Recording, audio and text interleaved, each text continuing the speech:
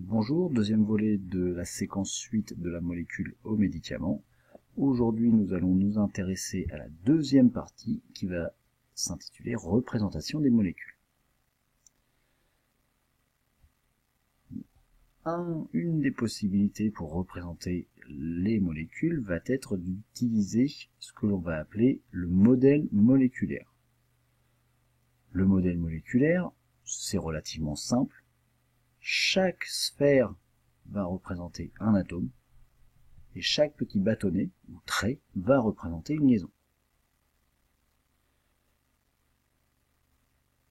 Le problème que l'on va avoir, ça va être est-ce que chaque atome est identique? Quelle est la nature de l'atome? Pour pouvoir résoudre ce problème, les chimistes ont établi un code couleur qui va permettre de connaître de façon certaine la nature des atomes utilisés. Par exemple, le carbone sera représenté par des sphères soit grises, soit noires. L'hydrogène sera représenté par des sphères blanches, l'oxygène sera représenté par des sphères rouges, l'azote par des sphères bleues, et enfin, tous les halogènes, que ce soit le fluor, le chlore, le brome, seront représentés par des sphères vertes. Ainsi, on pourra représenter des molécules à l'aide de ce modèle moléculaire. Le souci des modèles moléculaires, c'est que, vous l'entendez bien, hein, très très vite, l'espace utilisé par la molécule, donc par le modèle, sera très très élevé et on aura un autre souci, hein, ça va être le nombre de pièces utilisées. Donc, si on utilise des molécules, si on veut représenter des molécules très très grandes, il nous faudra énormément de petites sphères et de bâtonnets. Sur le papier, sur les feuilles, on n'utilisera pas les modèles moléculaires. On va utiliser plusieurs représentations différentes. La première, elle consiste à dénombrer et à indiquer la nature de tous les atomes présents dans la molécule. Exemple, la molécule que l'on a vue tout à l'heure, on va dénombrer tous les atomes présents.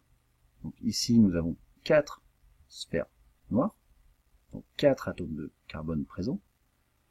On a, donc, si vous comptez rapidement, 10 atomes d'hydrogène présents et une sphère rouge, donc un atome d'oxygène.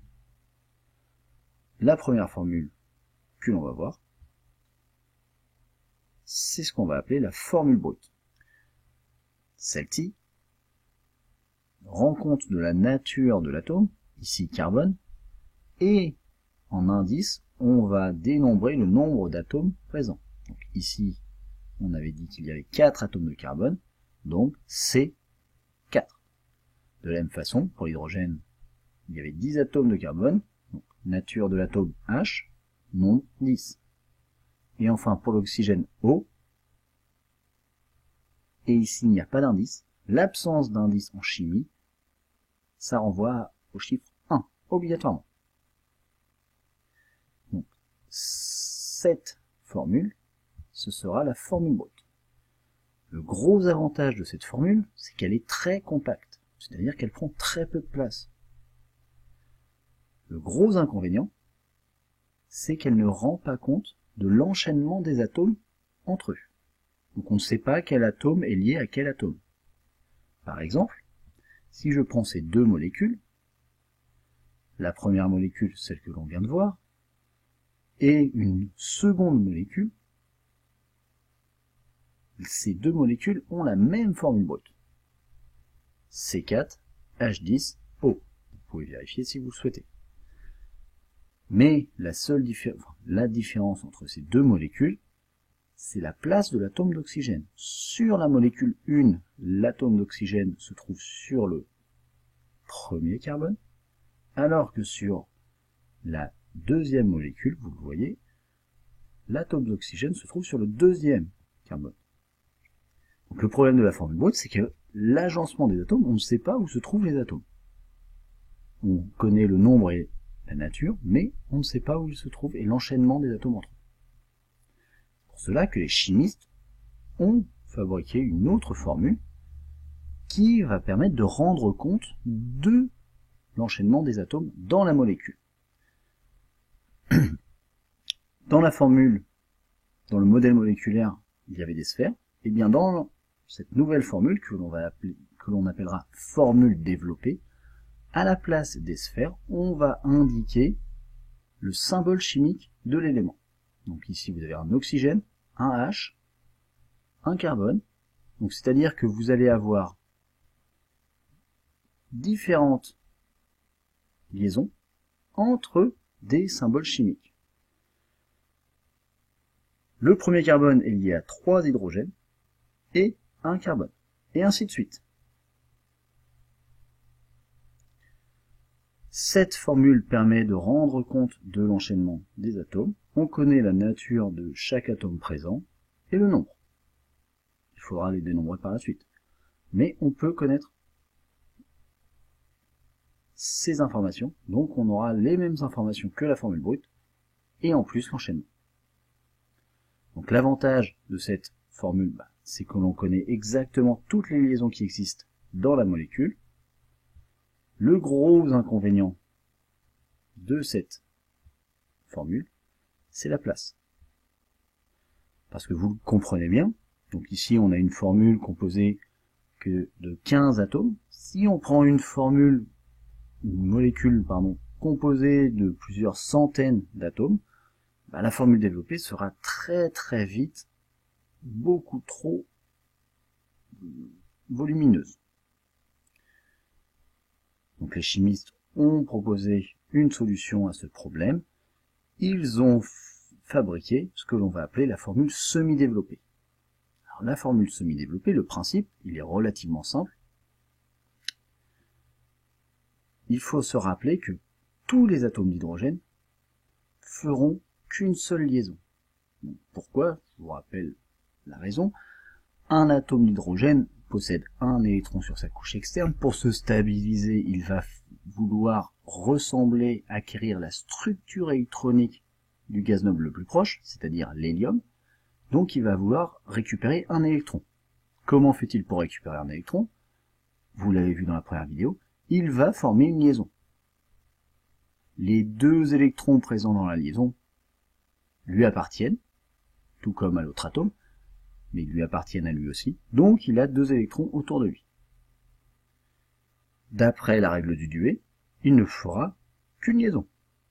Donc, les chimistes sont partis du principe que l'hydrogène ne pouvait faire qu'une liaison, à chaque fois. Donc l'hydrogène ne se trouvera jamais au centre d'une molécule. Donc ils ont décidé en fait de supprimer la représentation de la liaison hydrogène. C'est-à-dire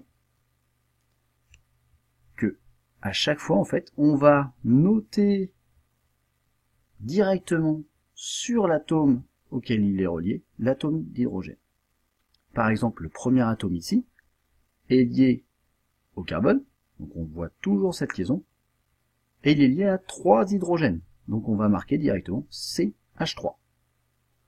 L'atome suivant est lié à 2 hydrogènes et à 2 carbones, donc les liaisons carbone-carbone apparaissent toujours, mais les liaisons hydrogène n'apparaissent plus. Donc CH2. De façon analogue CH2, CH2, et de la même façon, OH, la liaison OH n'apparaît plus, on note directement OH.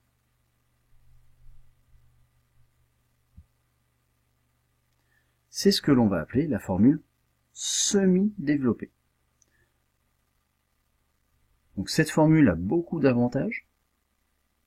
Les avantages, c'est que on connaît toujours l'enchaînement des atomes entre eux. Et en plus, on va avoir un vrai gain de place. Donc on n'aura pas des formules extrêmement développées, et ça va nous permettre de ne pas perdre trop de place sur les feuilles. Et on aura une lecture beaucoup plus facile des molécules avec cette formule plutôt qu'avec la formule développée. Donc, petite synthèse sur les 3 formules. Donc, formule brute, donc elle décrit la nature et le nombre des atomes de la molécule considérée. La formule développée, toutes les liaisons sont représentées. Une liaison est modélisée par un tiré, une liaison multiple par plusieurs tirés. Donc ça, nous y reviendrons dans des activités pour les liaisons multiples. Et enfin, la formule semi-développée, les liaisons hydrogènes ne sont plus représentées. Les atomes d'hydrogène sont associés à l'atome auquel ils sont liés. Maintenant, un petit défi. Je vous propose la deuxième molécule que l'on avait vue tout à l'heure, et je vous demande de me donner la formule brute, la formule développée, et enfin la formule semi-développée de la molécule représentée avec le modèle moléculaire. Donc, vous mettez en pause, et bon courage. Donc on va passer à la correction. La formule brute C4H10O, comme on l'avait vu tout à l'heure.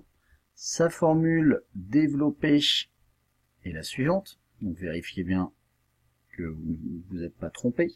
Et enfin la formule semi-développée, qui est ici. Dernier petit point pour cette vidéo. Reprenons les deux molécules que nous avons vues dans cette vidéo. Qu'est-ce qu'elles ont en commun? Donc nous avons vu la chose en commun que ces deux molécules avaient, c'était la formule brute. Ces deux molécules répondent à la formule brute de C4H10O. Cependant, si vous regardez les formules développées ou semi-développées, comme ici, on remarque que l'agencement des atomes dans cette molécule n'est pas identique. Ces deux molécules vont être dites isomères. Définition. Deux molécules isomères vont être deux molécules qui possèdent la même formule brute, mais des formules développées ou semi-développées différentes.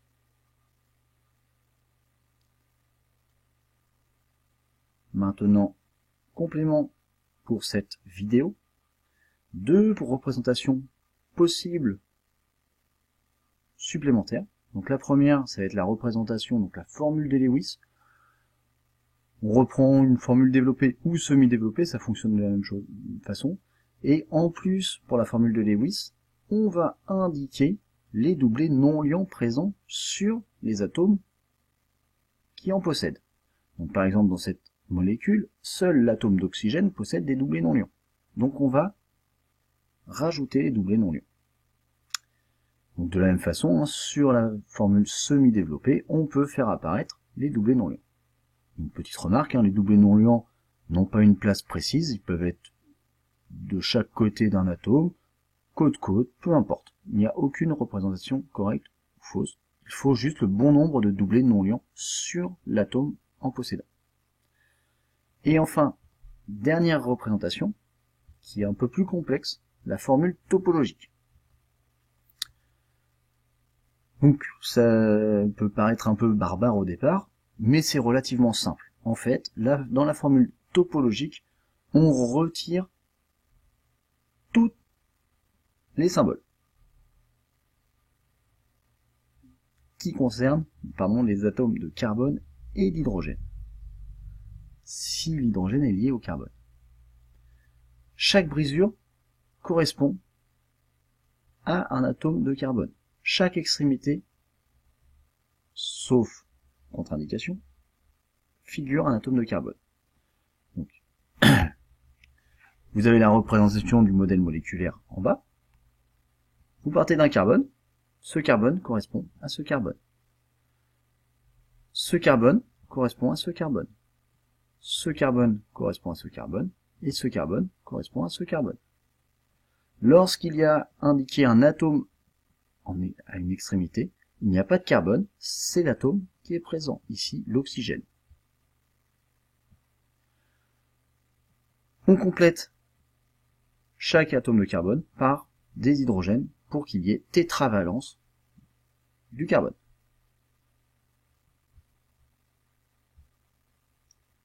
On peut faire la simulation entre ces deux atomes, entre ces deux molécules, et on retrouve la même chose.